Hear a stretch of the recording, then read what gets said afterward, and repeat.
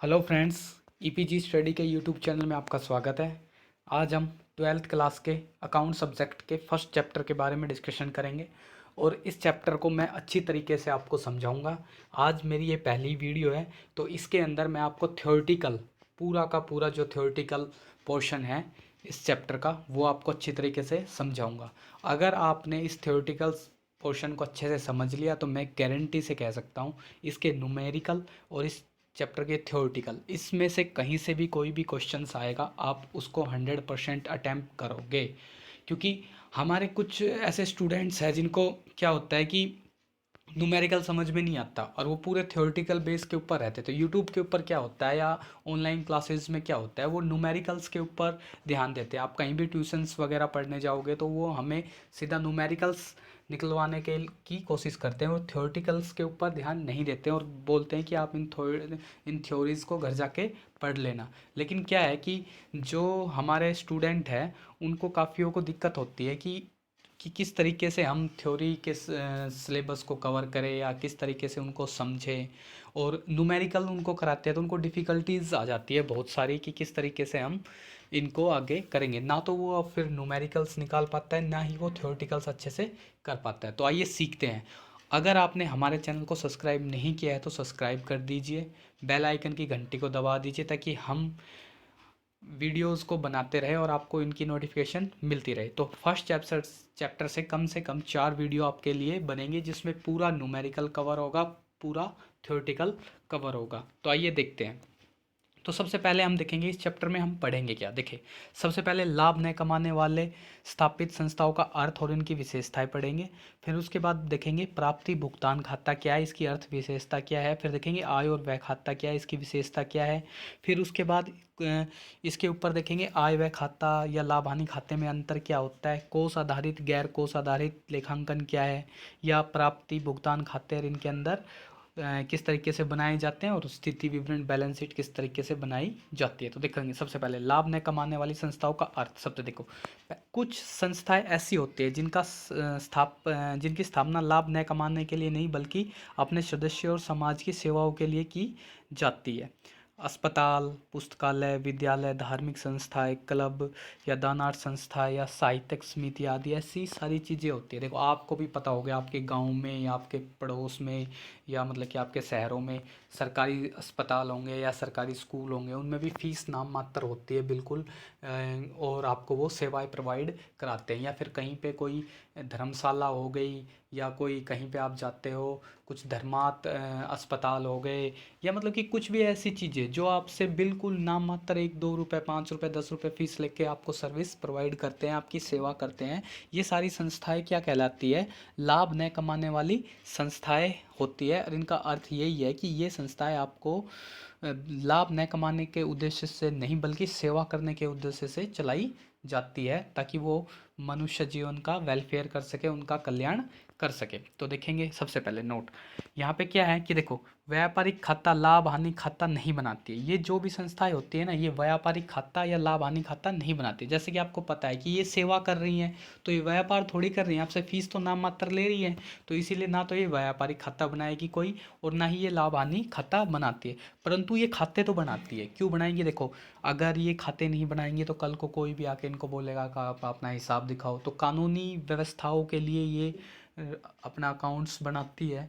और क्या है कि ये, और दूसरा क्या है ये कि चालू वर्ष में कितना इनका खर्चा हुआ है, कितना इनकी आय हुई है, ये सारी की तुलना करने के लिए भी ये अकाउंट्स बनाती है। तो इसीलिए यह आय और व्यय खाता बनाती है। लाभ हानि खाते जैसा ही होता है जो वर्ष के अंत में स्थिति विवरण जानने के लिए ये क्या बनाती है, बैलेंस शीट भी बनाती है।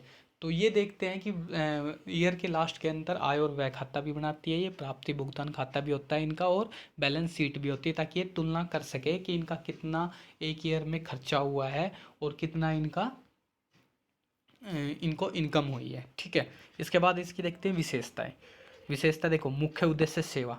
जैसे कि आपको पता है कि मैंने आपको बताया था ये लाभ न कमाने वाली संस्थाएं हैं, ये बस सेवा देती हैं। तो इनका मुख्य उद्देश्य होता है सेवा प्रदान करना, जितना हो सके वेलफेयर कर सके ये मनुष्य का या उनका कल्याण कर सके। इसीलिए इन सेवाओं का सेवाएं के उद्देश्य से इनका इनको लागू किया जाता है। उसके बाद है प्रारूप। अब देखेंगे प्रारूप, इनका प्रारूप कैसे होता है। देखिए अस्पताल हो गया, चैरिटेबल ट्रस्ट हो गया, ये सारी चीज़ें इनकी क्या है, इनका प्रारूप है। दूसरा पृथक अस्तित्व, हाँ इनका सेपरेट अस्तित्व है। जैसे लाभ वाले कमाने वाले उनका अलग अस्तित्व होता है, इनका अलग अस्तित्व होता है इनका पूरा। निर्वाचन सदस्यों द्वारा प्रबंध, हाँ जो भी सदस्य हैं वो क्या करते हैं, प्रबंध समिति तैयार करते हैं, उसके द्वारा ही इन जो ये संस्थाएं हैं इनका प्रबंध किया जाता है। इनकी कार्य समिति, प्रबंध समिति इनके द्वारा ही निर्धारित की जाती है। आय के प्रमुख साधन, अब देखेंगे आय के प्रमुख साधन क्या है। चंदा हो गया, या सरकार के द्वारा चंदा हो गया, या आम लोगों के द्वारा चंदा हो गया, या सदस्यों द्वारा चंदा हो गया, सरकार की तरफ से ग्रांट हो गई, ये सारी चीज़ें इनके आय के प्रमुख साधन है। लाभ का सदस्यों में बंटवारा नहीं। अब आपको पता है कि ये गैर लाभ वाली संस्थाएं हैं, तो यहाँ पे जो इसके सदस्य हैं वो अपना लाभ में बंटवारा नहीं करेंगे। क्या करेंगे, ये जो भी ये संस्थाएं प्राप्त होती है तो ये लाभों का आपस में बंटवारा नहीं करते हैं, और जो भी इनका सरप्लस बचता है उसको ये आगे पूंजी कोष में ट्रांसफ़र कर देते हैं। इसके बाद अकाउंट्स, ये अकाउंट्स रखते हैं कि भाई किस तरीके का अकाउंट बनाना है, उनका हिसाब किताब रखना है, इसीलिए ये अकाउंट्स बनाते हैं। लेखे का प्रारूप, इनका प्रारूप होता है आय व्यय खाता, पूंजीगत खाता, ये जो भी होता है आय व्यय खाता होता है, प्राप्ति और भुगतान खाता होता है, और लास्ट में बैलेंस शीट होती है। तो ये सारी चीज़ें ये नॉन प्रॉफिट जो ऑर्गेनाइजेशन है इनके लिए आवश्यक है। इसके बाद देखेंगे इनका जो ये अकाउंट है, ये देखो सबसे पहले तो ये प्राप्ति और भुगतान खाता खोलते हैं, उसके बाद आय और व्यय खाता, चिट्ठा या स्थिति विवरण, ये तीनों चीज़ें अकाउंट ये खोलते हैं। तो आइए देखते हैं सबसे पहले प्राप्ति और भुगतान खाता। देखेंगे वर्ष के अंत में रोकड़ बही से तैयार किया जाता है, यानी कि जो प्राप्ति और भुगतान खाता है वर्ष के अंत में रोकड़ बही से तैयार किया जाएगा, क्योंकि रोकड़ बही के अंदर हम जो भी हमारे पास एक ईयर में प्राप्ति आती है, यानी कि जो भी हमारे पास चंदा आया या कुछ भी चीज़ें आई वो हम इनको लिख लेते हैं, जो हम भुगतान कर देते हैं उनको भुगतान के द्वारा भी लिखा जाता है। तो इसके द्वारा ही हम क्या करेंगे, इनको भुगतान कर दिया जाता है, और वर्ष के अंत में ही के रोकड़ बही से तैयार किया जाने वाला प्राप्ति खाता भुगतान खाता कहलाता है। ठीक है जी। इसके बाद आएगी इनकी विशेषता, देखेंगे खाते की प्रकृति। अब प्राप्ति और भुगतान खाता किस प्रकृति का है, देखो ये एक रियल अकाउंट है, यानी कि वास्तविक खाता है, और इस पर वास्तविक खाते के नियम ही लागू होंगे, यानी कि debit words come and credit words goes out, यानी कि डेबिट तो come words come and credit are goes out. ठीक है, तो प्राप्तियां इसके डेबिट पक्ष में और भुगतान किस में लिखेंगे, क्रेडिट पक्ष में। ठीक है जी। नकद तथा बैंक के प्रारंभिक शेष से आरंभ होता है, जो ये खाता है ये नगद तथा बैंक के प्रारंभिक शेष से आरंभ होता है। नगद का हमेशा डेबिट बैल शेष होता है, और प्रतिकूल को क्रेडिट में लिखा जाएगा। कहने का मतलब ये है जो ये अकाउंट स्टार्ट होगा ये कैश में या प्रारंभिक शेष, बैंक के प्रारंभिक शेष से आरंभ होगा, और इसमें जो नगद है अगर वो हमारे हमारे डेबिट में नगद हमारे पास है तो हम उसको डेबिट में लिख देंगे। अगर हमारे अनुकूल है तो, यानी कि हमारे अनुकूल है, हमारे पास पैसे हैं तो हम उसको क्या कर देंगे, डेबिट में लिख देंगे, और हमारा अगर प्रतिकूल है तो उसको क्या क्या लिख देंगे, क्रेडिट में लिख देंगे। इसके बाद में देखेंगे डेबिट पक्ष में लिखे जाने वाली मदद। देखो डेबिट पक्ष में नगद प्राप्तियाँ लिखी जाती है, जो भी हमारे पास नगद में जो प्राप्तियाँ आ रही हैं उनको हम डेबिट पक्ष में लिखेंगे, चाहे वो पूंजीगत हो, चाहे वो आयगत हो, चाहे चालू वर्ष की हो, चाहे पिछले वर्ष की हो, चाहे आगामी वर्ष की हो। कहने का मतलब जो भी नगद में हमारे पास आ रही है कभी की भी हो, वो चाहे इस वर्ष की हो, पिछले की हो, आने वाले की हो, या फिर पूंजीगत हो, आयगत हो, हम उनको डेबिट पक्ष में लिख देते हैं। ठीक है जी। इसके बाद है क्रेडिट पक्ष में लिखे जाने वाली मदे। तो क्रेडिट पक्ष में देखो ये सभी नगद भुगतान लिखे जाएंगे, चाहे पूंजीगत हो, आयगत हो, यानी कि जो भी हम नगद में भुगतान कर रहे हैं उनको, चाहे वो पूंजीगत हो चाहे आयगत हो, वो सारी क्या है, क्रेडिट में हम लिखेंगे। ठीक है। उसके बाद है इस खाते का अंतिम शेष नगद व बैंक आरंभिक प्रदर्शन करता है, यानी कि इस खाते का जो अंतिम शेष है वो नगद बैंक के अंतिम शेष को प्रदर्शित करता है। ठीक है। अगर क्रेडिट पक्ष में है तो नगद शेष अंतिम बैंक शेष कहलाएगा। अगर ठीक है, अगर हमारे पास बैंक ओवरड्राफ्ट है, अब देखो बैंक ओवरड्राफ्ट क्या होता है कि अगर हाँ बैंक ने हमारे अकाउंट में पैसे नहीं थे और हमने बैंक से बोला हुआ है कि आप हमारे अकाउंट में अगर पैसे ना हो तो आप हमारा 2 लाख रुपए तक का भी हमारा चेक क्लियर कर देना या हमारी भुगतान कर देना। तो यानी कि जो हमारा बैंक का ओवरड्राफ्ट है जो बचा हुआ जिसका भुगतान नहीं किया गया है वो हमारा क्या कहलाएगा, बैंक ओवरड्राफ्ट कहलाएगा। ठीक है। तो अगर बैंक ओवरड्राफ्ट है तो हम इसको डेबिट में लिखेंगे, और अगर हमारे पास अंतिम शेष हमारा नगद शेष में है तो हम उसको क्रेडिट में लिखेंगे। ठीक है। तो और इसमें ना गैर रोकड़ मदें नहीं लिखी जाती है, यानी कि जो भी गैर रोकड़ मदें होती हैं वो सारी मदें नहीं लिखी जाएगी। इसके बाद देखेंगे इसका उद्देश्य। उद्देश्य क्या है?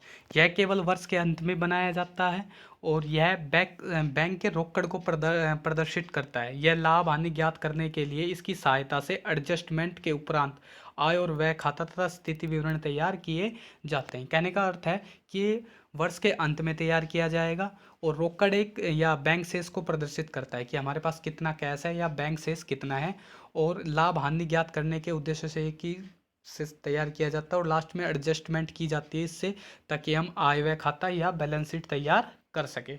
तो मैं चाहता हूँ कि आपको ये अच्छे तरीके से समझ में आ गया होगा। ठीक है, तो एक बार इसको दोबारा एक बार जल्दी जल्दी देख लेते हैं क्या है ये। तो प्राप्ति भुगतान खाता वर्ष के अंत में तैयार किया जाता है रोकड़ बही से। यह रियल अकाउंट होता है जिसके अंदर हम क्या करते हैं कि सारी प्राप्तियां को डेबिट में लिखते हैं और भुगतान को क्रेडिट में कर देते हैं। नगद और बैंक से प्रारंभ होता है हमेशा। अगर हमारे पास सरप्लस है तो डेबिट में होगा, अगर हमारे पास प्रतिकूल है, अगर हमारे पास लॉस है तो हम प्रतिकूल क्रेडिट में कर देंगे। डेबिट पक्ष में वे मदें लिखी जाती है जो प्राप्तियां होती है, क्रेडिट पक्ष में वे लिखी जाती है जो पूंजीगत भुगतान होते हैं।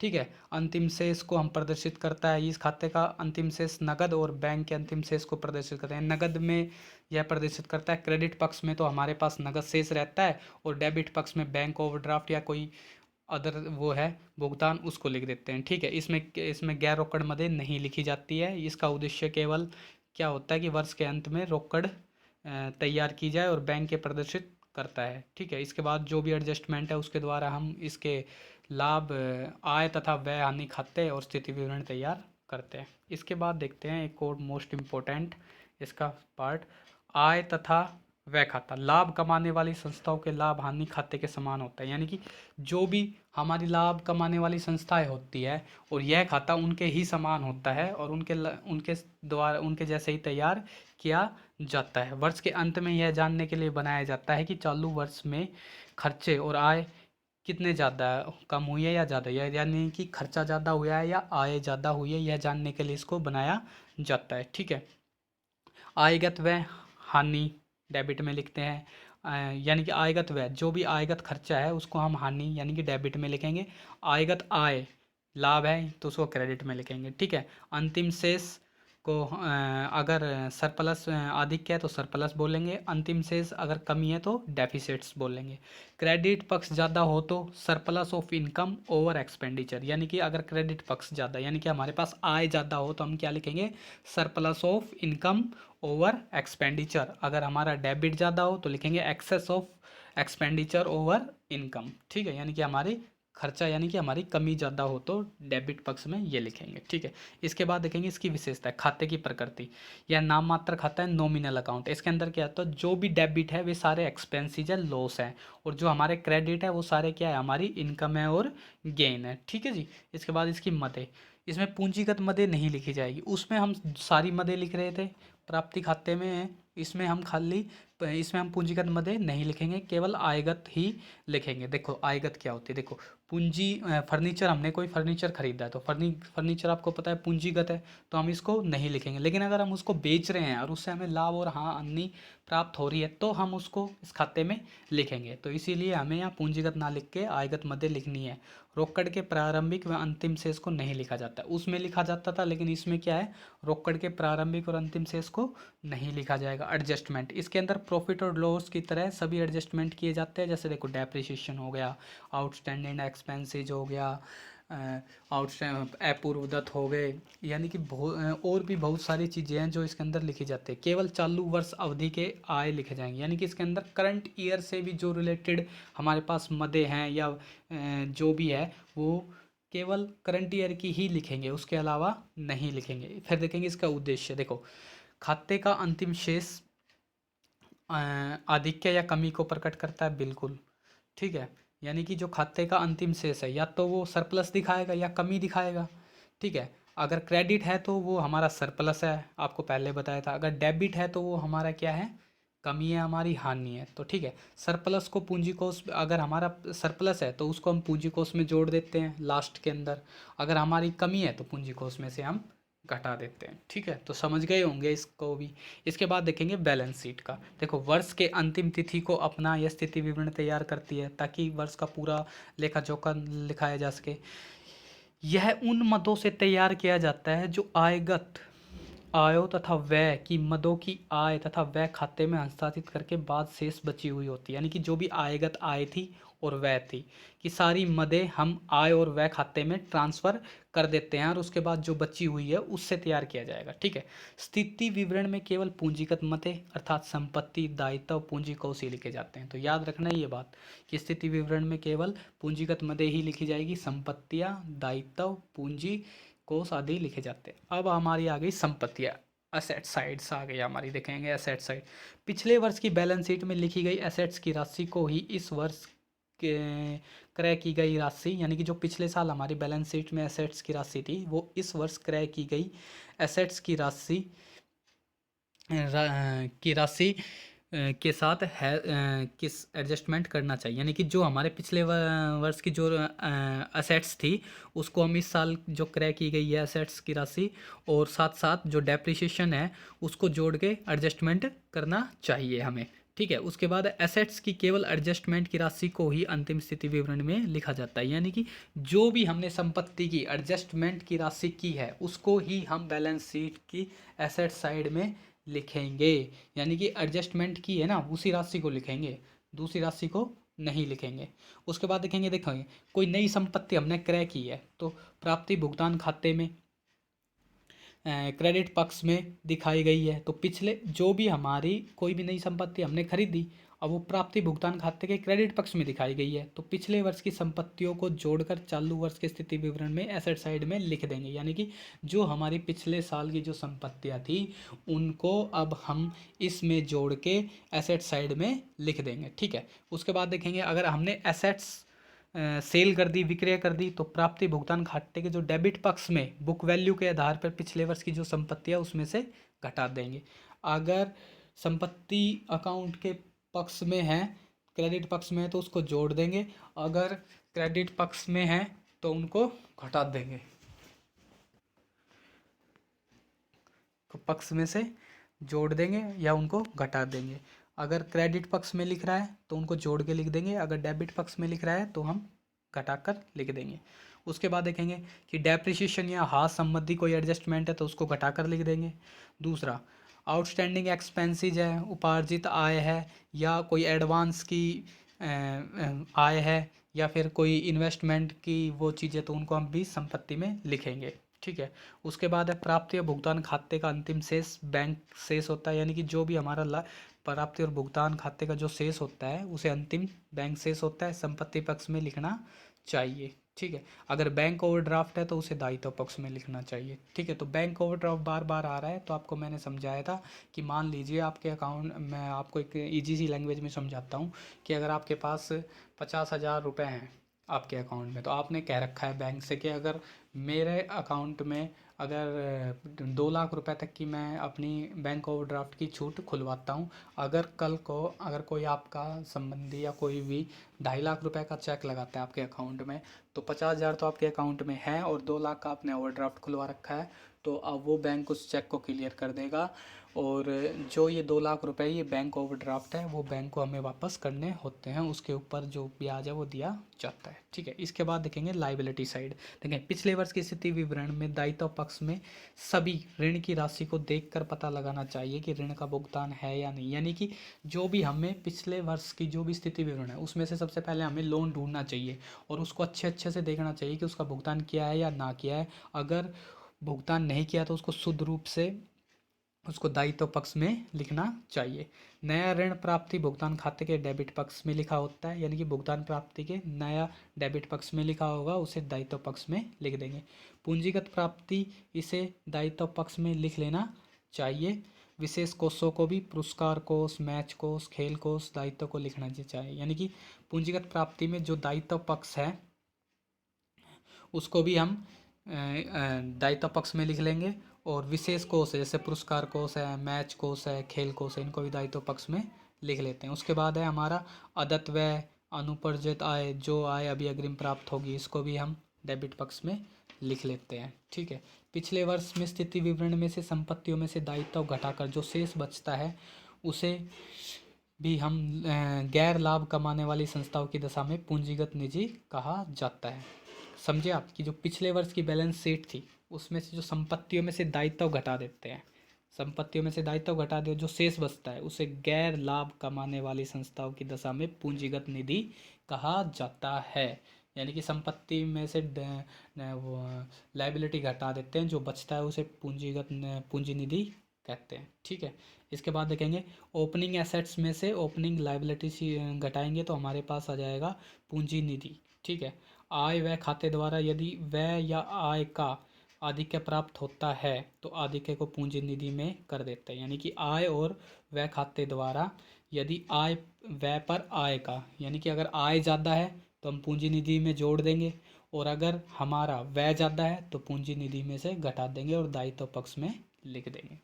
ठीक है। तो हमसे जुड़े रहिए, हम आपको अच्छे तरीके से थ्योरेटिकल समझा देंगे अच्छी तरीके से, उसके बाद आपको न्यूमेरिकल भी कराएंगे और एक एक स्टेप बाय स्टेप मैं आपको अच्छे से न्यूमेरिकल कराऊंगा। तो मैं फिर बोल रहा हूँ, हमारे चैनल को सब्सक्राइब कर लीजिए, अपने ग्रुप्स में शेयर कर दीजिए। हिंदी मीडियम के स्टूडेंट के लिए मैं पूरे अकाउंट्स की वीडियो बनाऊँगा। Thank you.